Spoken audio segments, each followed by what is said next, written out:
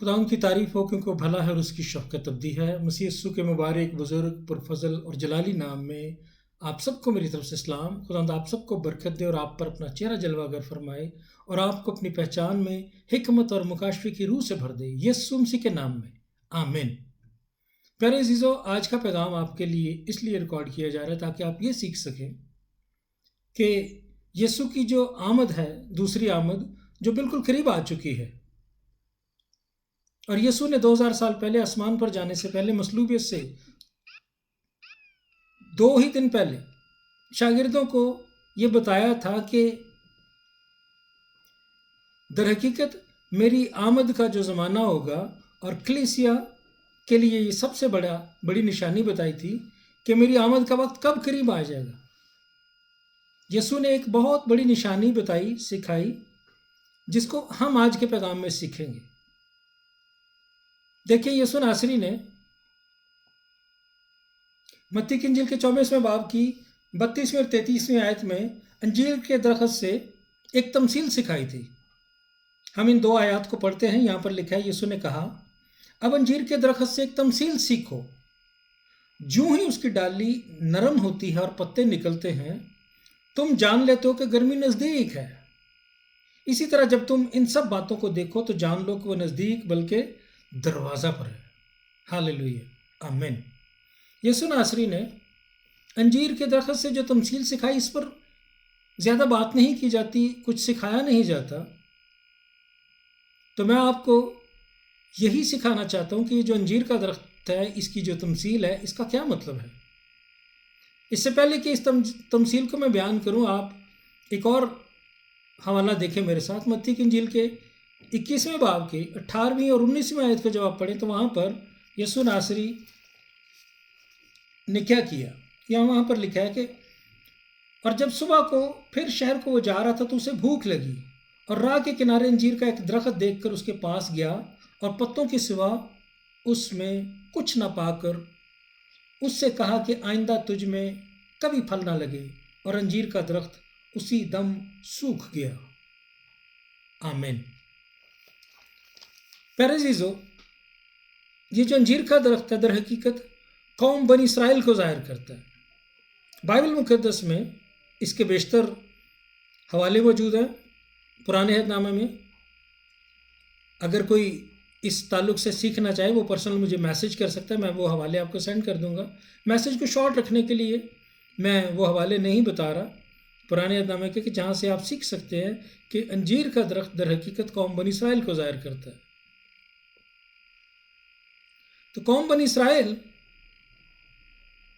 जिससे यीशु नाराज़ हो गए, और यीशु ने अपने शागिर्दों को जब आखिर ज़माने की निशानियां बताईं तो कहा कि यहाँ किसी पत्थर पर पत्थर बाकी ना रहेगा। यानी इसराइल के शहरों यरूशलेम और हैकल के मुतल्लिक़ यीशु ने मत्ती की इंजील के 24वें बाब की शुरू की आयत में कहा कि यहाँ किसी पत्थर पर पत्थर बाकी ना रहेगा, सब कुछ तबाह हो जाएगा। यानी इस कौम को, इस मुल्क को तबाह कर दिया जाएगा, इस हैकल को भी तबाह कर दिया जाएगा। और ऐसा ही यीशु के आसमान पर जाने के बाद सन 70 में, तकरीबन 37-38 साल के बाद वाक़या हो गया, जब रोम की फ़ौज ने आकर यरूशलेम शहर का, इसराइल का मुहासरा किया, और तकरीबन 1.5 मिलियन यहूदी कहते हैं उस वक़्त मारे गए थे। और फिर वो उस वक़्त से, उस शहर से, उस मुल्क से निकाल दिए गए। हैकल भी तबाह हो गई, जो आज तक नहीं बनी। जैसा यीशु ने अपने प्रोफेटिक एक्शन में अंजीर के दरख्त के साथ किया था कि हुक्म देकर उसको सुखा दिया था, वैसा ही कौम बनी इसराइल के साथ किया गया। उनको उनके मुल्क से निकाल दिया गया, और फिर वो दुनिया में तकरीबन 1950 साल तक फिरते रहे, छुपे रहे, और उनकी हालत बहुत ख़राब रही। लेकिन आप जानते हैं कि खुदा ने पुराने अहदनामे में बेशतर दफ़ा ये वादा किया था कि मैं आखिर ज़माने में उनको वापस लाऊंगा, और उनके मुल्क में उनको वापस लाऊंगा। यीशु नासरी अंजीर के दरख्त की तमसील सिखाते हुए यही बता रहे हैं कि जब तुम उस अंजीर के दरख्त को दोबारा फलते फूलते देखो, जैसा यीशु ने कहा कि जब अंजीर के दरख्त की डाली नरम होती है और पत्ते निकलते हैं तो तुम जान लेते हो कि गर्मी का मौसम आ गया। इसी तरह जब तुम कौम बनी इसराइल को वापस उनके मुल्क में आकर बसे हुए اور پھلتے پھولتے دیکھو تو سمجھ لینا کہ میں نزدیک بلکہ دروازہ پر ہوں۔ تو یہ ہے وہ سب سے بڑی کلیسیا کے لیے نشانی یسوع ناصری کی طرف سے اپنے اوپر ایمان رکھنے والوں کے لیے، کہ تم سوئے نہ رہنا، جاگتے رہنا، میری باتوں کو سمجھ لو، جان لو، کلام کی تحقیق کرو، تفتیش کرو اور سمجھ لو میری باتوں کو، پروفیٹک تمثیلوں کو، پروفیٹک ایکشنز کو، تو پھر تمہیں سمجھ آ جائے گی کہ میں کب آؤں گا۔ یسوع نے بتا دیا کہ جب قوم بنی اسرائیل اپنے ملک میں واپس آ کر بس جائے اور وہ پھلنے پھولنے لگے، مضبوط ہو جائے، ترقی کرے، تو تم سمجھ لینا کہ میں نزدیک بلکہ دروازہ پر ہوں۔ یہ ہے وہ سب سے بڑی نشانی جو میں چاہتا ہوں کہ آپ لوگ سمجھ لیں، جان لیں۔ اگر کسی کو اس بات کی سمجھ نہیں آتی اور وہ اس بات سے متفق نہیں ہے کہ قوم بنی اسرائیل کیسے انجیر کے درخت کی مانند کلام مقدس کے مطابق ہے، تو آپ مجھ سے رابطہ کر سکتے ہیں۔ میں آپ کو وہ حوالے بھیج دوں گا پرانے عہد نامے کے، تاکہ آپ سیکھ سکیں کہ در حقیقت انجیر کا درخت بائبل مقدس میں قوم بنی اسرائیل کو ظاہر کرتا ہے، اور جو زیتون کا درخت ہے وہ کلیسیا کو ظاہر کرتا ہے۔ تو پیارے عزیزو، آج کے اس شارٹ پیغام کا مقصد آپ کو یہ بتانا تھا کہ کلیسیا کے لیے اخیر زمانے کا آغاز کب ہو گیا، اور یسوع کی آمد کب سے کلیسیا کو سمجھ جانا چاہیے تھا کہ قریب آ گئی ہے۔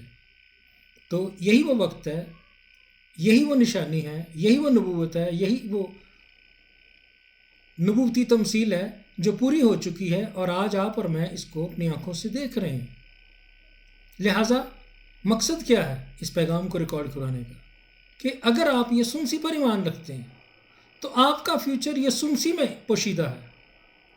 آپ یسوع کے ساتھ موئے اور دفن ہوئے، یسوع کے ساتھ جی اٹھے ہیں، اور یسوع آپ کو جلد لینے آنے والا ہے۔ اس لیے چونکہ یسوع جلد آنے والا ہے، اس تمثیل کا مطلب سیکھ کر آپ جان سکتے ہیں کہ یسوع کی آمد بالکل قریب ہے۔ اس لیے آپ اپنے آپ کو تیار کریں یسوع کی آمد کے لیے۔ یسوع آپ کو ان 5 ہوشیار کنواریوں کی مانند دیکھنا چاہتا ہے جن کی مشلیں روشن تھی،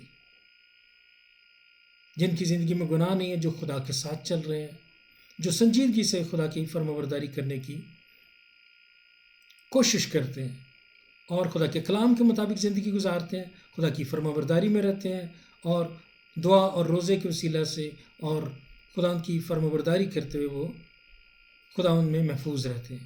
پیارے عزیزو، یسوع کی آمد قریب ہے، کیونکہ نبوتی کلام پورا ہو چکا ہے، اس لیے کلیسیا کے اٹھائے جانے کا وقت قریب ہے۔ اس لیے آپ اپنے آپ کو تیار رکھیں، یسوع اپنی کلیسیا کو جلد لینے کے لیے آ رہے ہیں۔ یاد رکھیں کہ یسوع کی جو زمین پر آمد ہوگی، کلیسیا اس سے پہلے اٹھائی جائے گی۔